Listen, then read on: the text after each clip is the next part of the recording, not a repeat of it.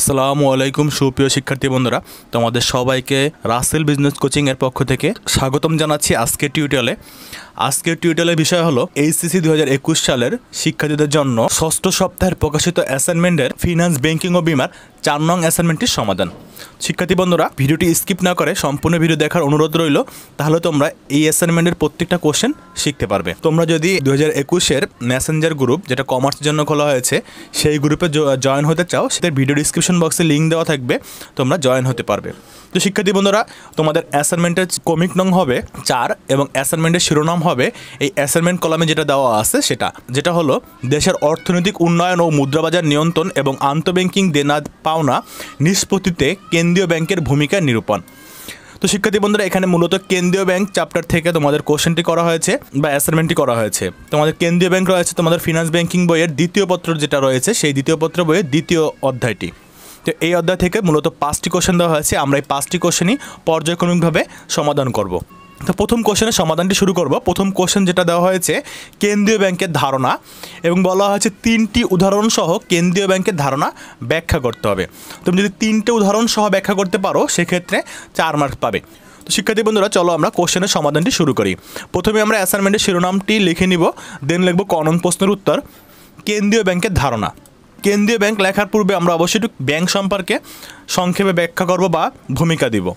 Bank হলো এক ধরনের আর্থিক প্রতিষ্ঠান যা সাধারণ মানুষের সঞ্চয় বা প্রতিষ্ঠানের প্রয়োজনের অতিরিক্ত অর্থ আমানত হিসাবে সংগ্রহ করে, পুঁজি গড়ে তোলে এবং সেই পুঁজি উদ্যোক্তাদের ঋণ বা বিনিয়োগ হিসাবে প্রদানের মাধ্যমে লাভ বা মুনাফা অর্জন করে।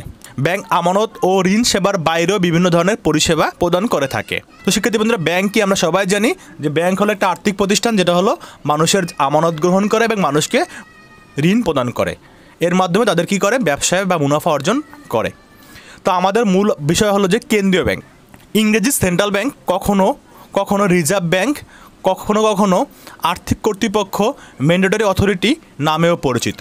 মানে কেন্দ্রীয় ব্যাংকের 3টা নামে পরিচিত: central bank, reserve bank, mandatory authority.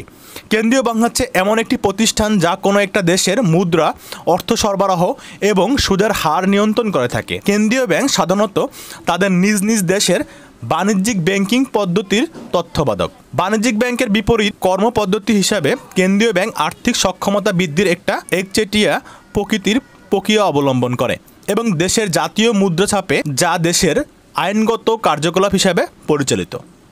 কেন্দ্রীয় ব্যাংক হলো এমন একটা আর্থিক প্রতিষ্ঠান যা মুদ্রা বাজারে শীর্ষে অবস্থান করে দেশের ব্যাংক ব্যবস্থাকে নিয়ন্ত্রণ ও পরিচালনা করে থাকে। এটি সরকার কর্তৃক সর্বোচ্চ ক্ষমতাপ্রাপ্ত আর্থিক প্রতিষ্ঠান যা দেশের নোট প্রচলনের একচেটিয়া অধিকার ভোগ করে। অন্যান্য ব্যাংকের যাবতীয় নিয়ন্ত্রণ কাজ কেন্দ্রীয় ব্যাংকের সাহায্যে পরিচালনা ও নিয়ন্ত্রণ করা হয়।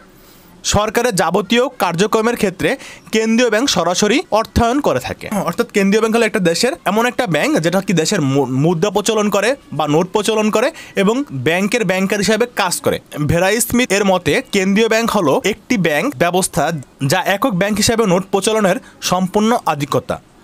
সংজ্ঞাগত আলোচনা হতে কেন্দ্রীয় ব্যাংক সম্পর্কে বলতে পারি, আমাদের 3টে উদাহরণ দিতে বলছিল, মানে 3টা বৈশিষ্ট্য লিখতে বলছে এক কথায়।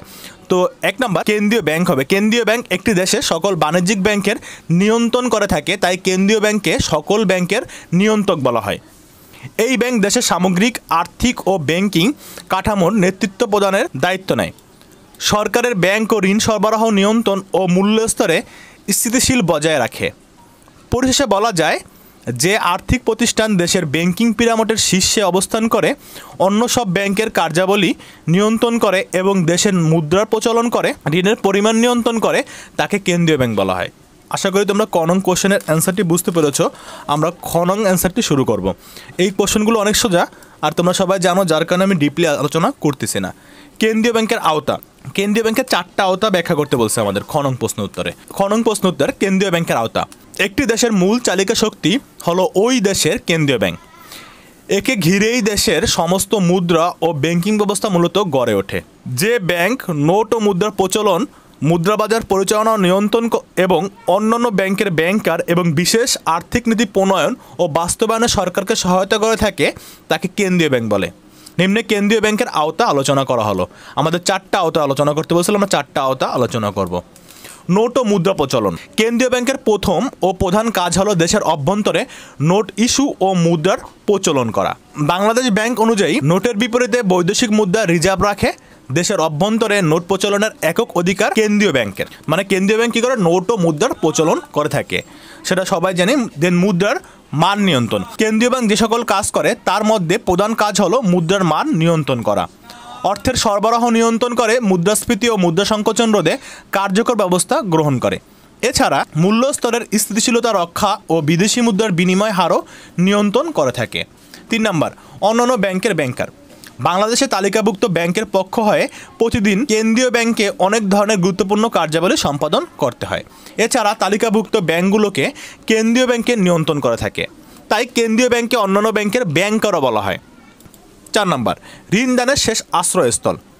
দেশের সরকার কিংবা তালিকাভুক্ত ব্যাংকগুলো যখন অর্থ সংকটে পড়ে, অন্য ব্যাংকগুলো থেকে কোনো ঋণ সহায়তা পায় না, তখন কেন্দ্রীয় ব্যাংক এ সকল ব্যাংকগুলোকে ঋণ দিয়ে সহায়তা করে থাকে, যার কারণে কেন্দ্রীয় ব্যাংকে কী বলা হয়, ঋণদানের শেষ আশ্রয়স্থল বলা হয়। পরিশেষে বলা যায় যে কেন্দ্রীয় ব্যাংকের কাজের পরিধি ও আওতা নিঃসন্দেহে অনেক ব্যাপক। তো এই ছিল তোমাদের খ নং কোশ্চেনটি অ্যান্সার। দেন আমরা গ নং কোশ্চেন অ্যান্সারটা দেখব। গ নং কোশ্চেনটা ছিল কেন্দ্রীয় ব্যাংকের সাধারণ কার্যাবলী, এবং বলা আছে সাধারণ কার্যাবলীর মধ্যে 4টা কার্যাবলী বর্ণনা করতে হবে। এখানে কিন্তু অন্যান্য কার্যাবলী ব্যাখ্যা করলে হবে না, সাধারণ কার্যাবলী যেগুলো সেগুলোই বর্ণনা করতে হবে। তো গ নং প্রশ্নের উত্তর, কেন্দ্রীয় ব্যাংকের সাধারণ কার্যাবলী। দেশের অভ্যন্তরে যাবতীয় কার্যক্রম পরিচালনার ক্ষেত্রে কেন্দ্রীয় ব্যাংক গুরুত্বপূর্ণ ভূমিকা পালন করে। বাংলাদেশের কেন্দ্রীয় ব্যাংক হলো বাংলাদেশ ব্যাংক। নিম্নে কেন্দ্রীয় ব্যাংকের 4টা সাধারণ কার্যাবলী বর্ণনা করা হলো। 1 নম্বর, মুদ্রানীতি প্রণয়ন ও মুদ্রামান সংরক্ষণ। জাতীয় স্বার্থে উৎপাদনশীল সম্পদসমূহের প্রবৃদ্ধি ও ঋণোন্নয়ন ত্বরান্বিত করার লক্ষ্যে দেশের অভ্যন্তরীণ মুদ্রার মান স্থিতিশীল রাখা এবং টাকার বৈদেশিক বিনিময় হার ধরে রাখার উদ্দেশ্যে কেন্দ্রীয় ব্যাংক মুদ্রানীতি প্রণয়ন ও বাস্তবায়ন করে থাকে এবং মুদ্রামান সংরক্ষণ করে। মানে কেন্দ্রীয় ব্যাংক কী করে, মুদ্রামান প্রণয়ন ও মুদ্রামান সংরক্ষণে কাজগুলো করে থাকে। দেন 2 নম্বর, মুদ্রাবাজার পরিচালনা ও নিয়ন্ত্রণ। দেশের অভ্যন্তরীণ ও বৈদেশিক মুদ্রাবাজারে হস্তক্ষেপের নীতি প্রণয়ন ও বাস্তবায়ন করে কেন্দ্রীয় ব্যাংক। কেন্দ্রীয় ব্যাংক দেশের মুদ্রাবাজার নিয়ন্ত্রণের লক্ষ্যে বিভিন্ন নীতি ও কার্যক্রম গ্রহণ করে, যেমন খোলাবাজার কার্যক্রম নীতি, সংরক্ষণ অনুপাত পরিবর্তন, পূর্ণবাট্টার হার, ব্যাংক হার পরিবর্তন ইত্যাদি। এগুলো হলো নীতি, যেগুলো আমরা পরে কোশ্চেনগুলোতেও শিখব। দেন 3 নম্বর, ঋণ নিয়ন্ত্রণ। দেশের ঋণের পরিমাণ কাম্যস্তরে বজায় রাখা কেন্দ্রীয় ব্যাংকের প্রধান কাজ। এজন্য কেন্দ্রীয় ব্যাংক বিভিন্ন নীতি কৌশল ও তা বাস্তবায়নের চেষ্টা চালায়। কেন্দ্রীয় ব্যাংক হলো একটা ঋণ নিয়ন্ত্রণকারী ব্যাংক। নোট ও মুদ্রার প্রচলন। বর্তমানকালে সকল দেশেই কেন্দ্রীয় ব্যাংক নোট ও মুদ্রা প্রচলনের একক অধিকারী প্রতিষ্ঠান। তাই নোট ও মুদ্রার প্রচলন ও সেই সাথে ব্যবস্থাপনা কেন্দ্রীয় ব্যাংকের প্রধান ও গুরুত্বপূর্ণ কাজ। বর্তমানকালে সর্বত্রই কেন্দ্রীয় ব্যাংক নোট ও মুদ্রা প্রচলনের একচেটিয়া অধিকার ভোগ করে। সর্বশেষে বলা যায়, ব্যাংক ও আর্থিক প্রতিষ্ঠানসমূহের যাবতীয় সম্পাদিত সামাজিক দায়বদ্ধতার কাজ পর্যবেক্ষণ করা এবং এ ব্যাপারে তাদেরকে উৎসাহিত করা সহ নানাবিধ গুরুত্বপূর্ণ কাজ কেন্দ্রীয় ব্যাংকের দ্বারা সম্পাদিত হয়। এই ছিল তোমাদের গ নং কোশ্চেনটি অ্যান্সার। এবার আমরা ঘ নং কোশ্চেনটা করব। ঘ নং হলো কেন্দ্রীয় ব্যাংকের ঋণ নিয়ন্ত্রণ পদ্ধতি। এখানে বলছে কেন্দ্রীয় ব্যাংকের ঋণ নিয়ন্ত্রণের 3টি সংখ্যাত্মক পদ্ধতি এবং একটি গুণগত পদ্ধতি ব্যাখ্যা করতে হবে। তো সবগুলো কিন্তু সংখ্যাত্মক পদ্ধতি ব্যাখ্যা করা যাবে না, কিন্তু গুণগত পদ্ধতিও আবার ব্যাখ্যা করা যাবে না। সংখ্যাত্মক পদ্ধতি আবার 3টাই আছে, 3টাই ব্যাখ্যা করতে হবে, কিন্তু গুণগত পদ্ধতি আরও অনেকগুলো আছে, তার থেকে একটা ব্যাখ্যা করতে হবে। তো চলো আমরা সমাধানটি শুরু করি। ঘ নং প্রশ্নের উত্তর, কেন্দ্রীয় ব্যাংকের ঋণ নিয়ন্ত্রণ পদ্ধতি ব্যাখ্যা। কেন্দ্রীয় ব্যাংক অর্থনীতির প্রয়োজনে অর্থের পরিমাণ বাড়িয়ে বা কমিয়ে থাকে, এর উদ্দেশ্য ঋণের প্রবাহ নিয়ন্ত্রণ করা। বাংলাদেশের কেন্দ্রীয় ব্যাংক অর্থবাজারে ঋণের প্রবাহ নিয়ন্ত্রণের প্রয়োজনীয়তা অনুভব করে। এ লক্ষ্যে ব্যাংকটি ঋণ নিয়ন্ত্রণের সংখ্যাত্মক পদ্ধতি খোলাবাজার নীতি অনুসরণ করে। এ পদ্ধতি প্রয়োগের ফলে ব্যাংকটি ঋণ নিয়ন্ত্রণ সফল হয়। কেন্দ্রীয় ব্যাংক কর্তৃক বাণিজ্যিক ব্যাংকের ঋণ সৃষ্টির ক্ষমতাকে ঋণ নিয়ন্ত্রণ বোঝায়, অর্থাৎ এটি এমন এক কৌশল যা প্রয়োগ করে কেন্দ্রীয় ব্যাংক অর্থনীতিতে ঋণের পরিমাণ কাম্য পর্যায়ে সীমিত রাখে। এ ঋণ নিয়ন্ত্রণ করার ক্ষমতা কেন্দ্রীয় ব্যাংকের একক অধিকার। দ্রব্যমূল্য স্থিতিশীল ও বৈদেশিক বাণিজ্যের ক্ষেত্রে ভারসাম্য আনার জন্য কেন্দ্রীয় ব্যাংক ঋণ নিয়ন্ত্রণ করে। তাহলে আমরা কেন্দ্রীয় ব্যাংকের ঋণ নিয়ন্ত্রণ পদ্ধতির ভূমিকাটা দিলাম, এবার আমরা কি করব, ব্যাখ্যা দেব। কয়টা পদ্ধতি? 4টা পদ্ধতি ব্যাখ্যা দিতে বলছে। তার মধ্যে 3টাই হলো সংখ্যাত্মক পদ্ধতি এবং একটা হলো গুণগত পদ্ধতি। তো আমরা প্রথমে সংখ্যাত্মক পদ্ধতি 3টা ব্যাখ্যা করব, তারপরে গুণগত পদ্ধতি। তো 1 নাম্বার, ব্যাংক হার নীতি। ঋণের যোগান বাড়ানোর প্রয়োজন হলে কেন্দ্রীয় ব্যাংক প্রচলিত ব্যাংকের হার কমিয়ে ফেলে। এর ফলে ব্যাংক হার কমলে বাজারে আবার সুদের হার কমে এবং ঋণের চাহিদা বাড়ে ও ঋণের প্রসার ঘটে। পক্ষান্তরে ঋণের পরিমাণ কমানোর প্রয়োজন পড়লে কেন্দ্রীয় ব্যাংক প্রচলিত ব্যাংক হার বাড়াতে পারে।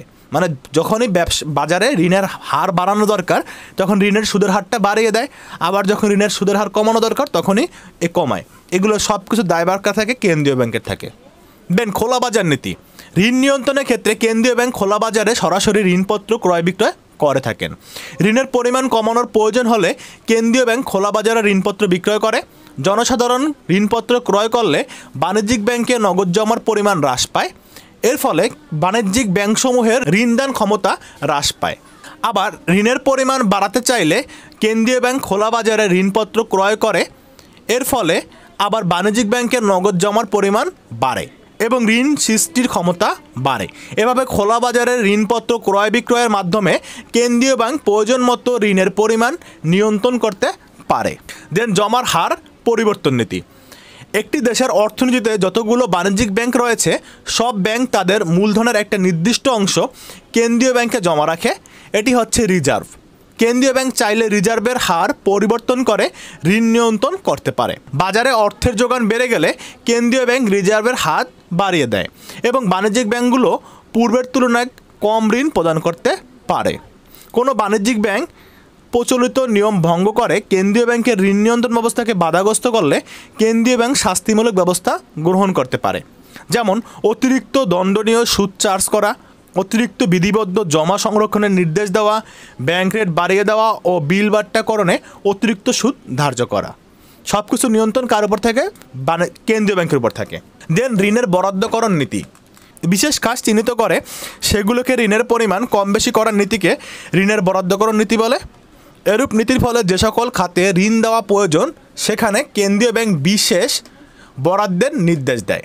আবার যে সকল খাতে ঋণ কমানো উচিত সেক্ষেত্রে কড়াকড়ি আরোপ করে। যেমন কেন্দ্রীয় ব্যাংক চিংড়ির চাষ প্রকল্পে ঋণের পরিমাণ বাড়াতে বা কমাতে চাইলে এ খাতে ঋণ প্রদানের কোঠা বাড়িয়ে বা কমিয়ে নির্দিষ্ট করে দিতে পারে। তাহলে এখানে ঋণের সব কিছু নিয়ন্ত্রণকার কেন্দ্রীয় ব্যাংকের। উপরোক্ত আলোচনা থেকে বলা যায় কেন্দ্রীয় ব্যাংক ঋণ নিয়ন্ত্রণের ক্ষেত্রে বিভিন্ন গুরুত্বপূর্ণ কৌশল অবলম্বন করে। তো সেক্ষেত্রে এই ছিল তোমাদের গণন কোশ্চেন অ্যান্সারটি। দেন 9 নম্বর কোশ্চেন, যেটা হলো নিকাশ ঘরের গুরুত্ব। নিকাশ ঘরের 4টা গুরুত্ব বর্ণনা করতে হবে। তো প্রথমে আমরা নিকাশ ঘরের একটা ভূমিকা দিব। নিকাশ ঘরের গুরুত্ব। নিকাশ ঘর বা ক্লিয়ারিং হাউস হলো কেন্দ্রীয় ব্যাংক একটা নির্দিষ্ট ঘর বা ব্যবস্থা যেখানে বসে আন্তঃব্যাংকিং দেনা পাওনা নিষ্পত্তি করা হয়। অর্থাৎ নিকাশ ঘর হলো এমন একটা পদ্ধতি যার মাধ্যমে কোনো নির্দিষ্ট অঞ্চল বা দেশের তালিকাভুক্ত ব্যাংকসমূহ তাদের পরস্পরের মধ্যকার দেনা পাওনা নিষ্পত্তিকরণের জন্য কেন্দ্রীয় ব্যাংক নির্দিষ্ট কোনো স্থানে নির্দিষ্ট সময়ে একত্রিত হয় এবং কেন্দ্রীয় ব্যাংকের তত্ত্বাবধানে আন্তঃব্যাংকিং দেনা পাওনা নিষ্পত্তি করে। নিকাশ ঘরের গুরুত্ব। তো আমাদের 4টা গুরুত্ব দিতে বলছিলাম, 4টা গুরুত্ব দিব। 1 নম্বর গুরুত্ব, দেনা পাওনা দ্রুত নিষ্পত্তি। নিকাশ ঘরের মাধ্যমে অত্যন্ত দ্রুততার সাথে ব্যাংকগুলো পারস্পরিক দেনা পাওনা নিষ্পত্তি করতে পারে। এর অবর্তমানে ব্যাংকগুলোকে দেনা পাওনা নিষ্পত্তির জন্য বহু ঝামেলা পোহাতে হতো। তার মানে দেনা পাওনা নিষ্পত্তির ক্ষেত্রে নিকাশ ঘর গুরুত্বপূর্ণ ভূমিকা রাখে।